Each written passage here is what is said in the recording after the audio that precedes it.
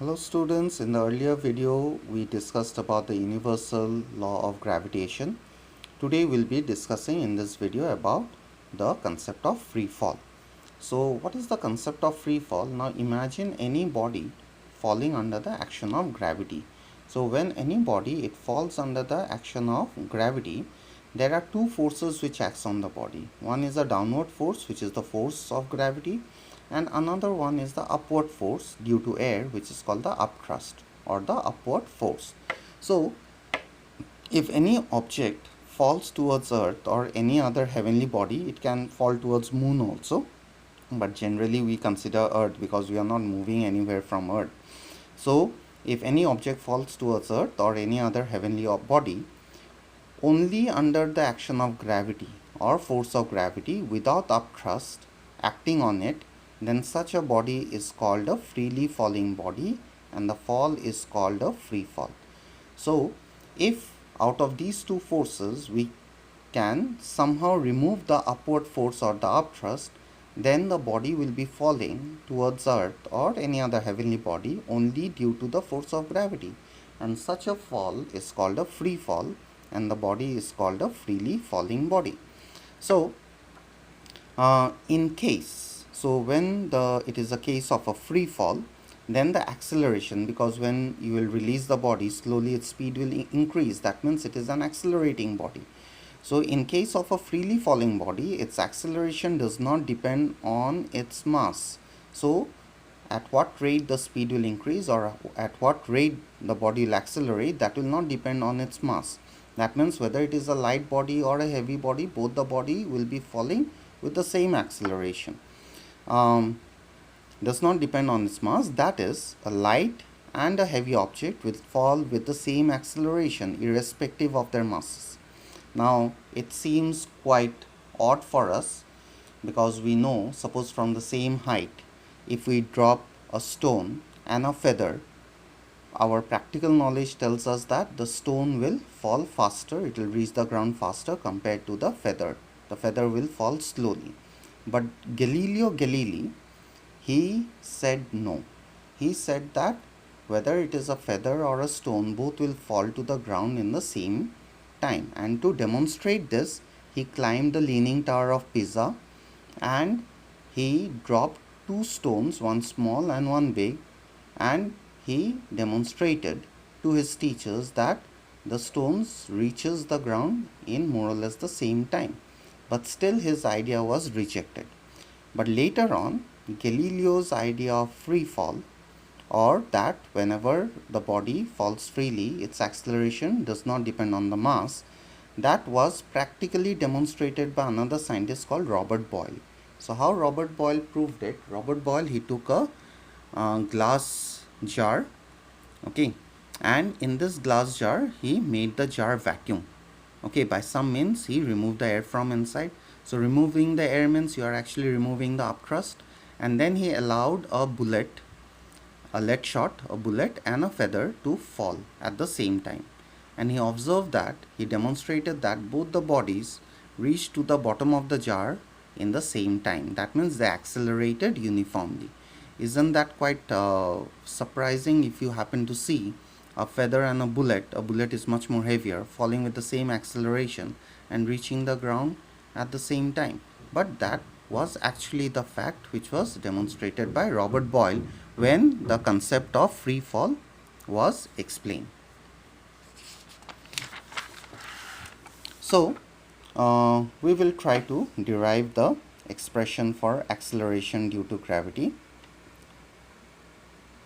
Okay. So let us consider this body of mass m to be falling towards earth, and the mass of the earth is taken to be capital M, radius of the earth is taken to be capital R, and the distance between the body and the earth's surface, this particular distance is generally ignored. Why it is ignored? Suppose even if we drop any body, even let's say from a height of 30 kilometer, Mount Everest is approximately 9 kilometer. So even if we take a body high up to let's say 30 kilometer or even 40 kilometer and we drop from such a height, The radius of the earth is 6400 kilometer.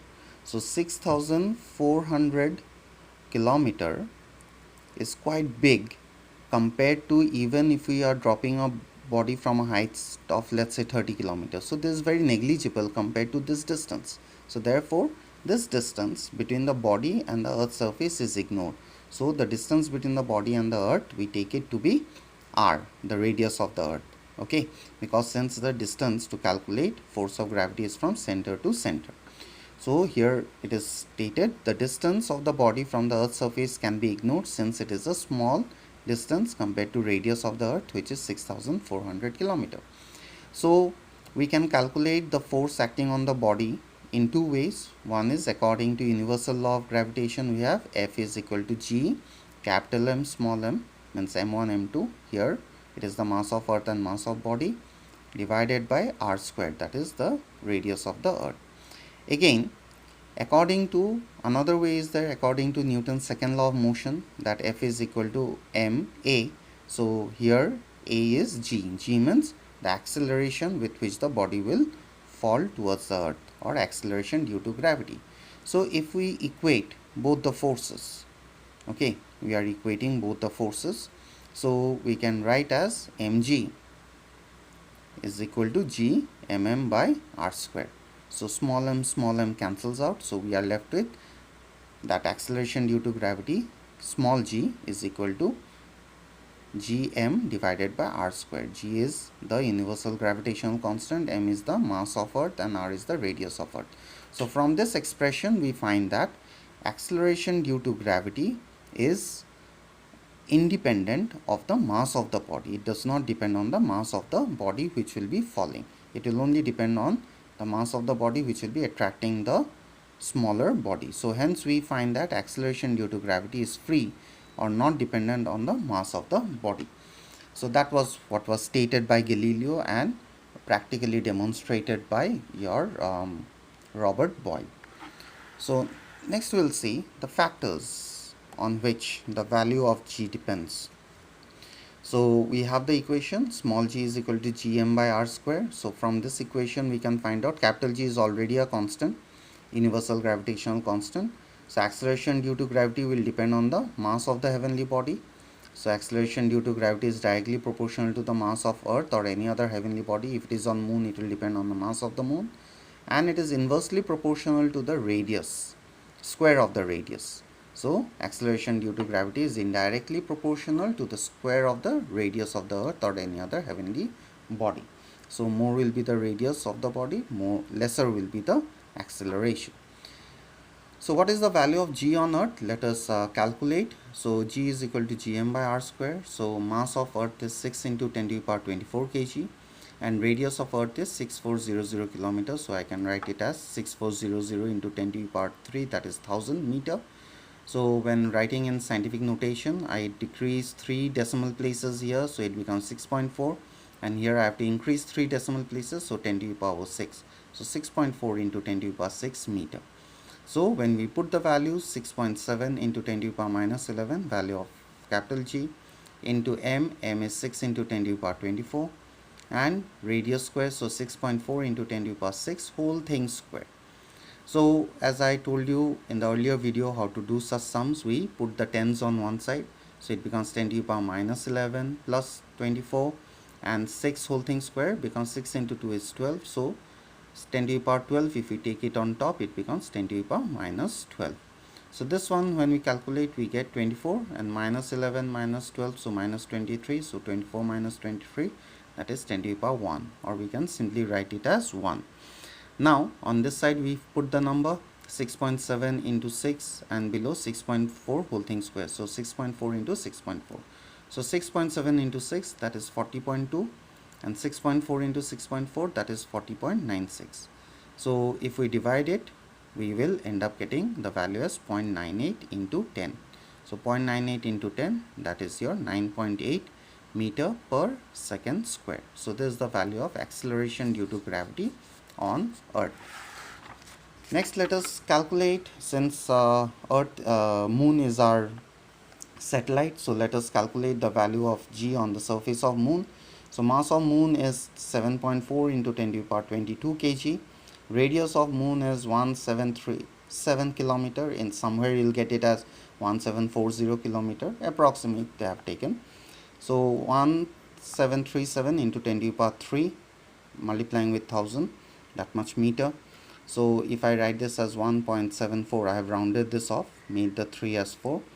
So I have decreased 3 decimal place, so here I will increase 3 decimal place. So 10 to the power 3 becomes 10 to the power 6 meter. So we put the value 6.7 into 10 to the power minus 11, that is the value of G. 7.4 into 10 to the power 22, mass of moon. 1.74 into 10 to the power 6, whole thing squared. This is the radius of moon, whole thing squared.